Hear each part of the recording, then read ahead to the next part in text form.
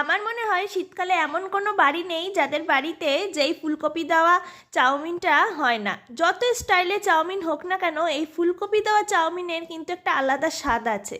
তো প্রথমে কড়াই তেলের মধ্যে আমি ফুলকপি আর আলুটা ভেজে নিয়েছি, তারপরে দিয়ে দিয়েছিলাম পেঁয়াজটাকে দিয়ে দেওয়ার পরে একটু ভেজে নিয়েছি, তারপরে দিয়েছি পরিমাণ মতো নুন, হলুদ, গোলমরিচের গুঁড়ো আর রেডিমেড যে ম্যাগি মশলা পাওয়া যায় তো সেটাকে দিয়ে আবারও ভালো করে সমস্ত কিছু ভেজে নেওয়ার পর তারপরে একটা ডিম ভেঙে দিয়েছিলাম। সমস্ত কিছুর সাথে নাড়াচাড়া করে নেওয়ার পর আগের থেকে সেদ্ধ করে জল ঝরিয়ে রাখা চাউমিনটা দিয়ে দিয়েছি।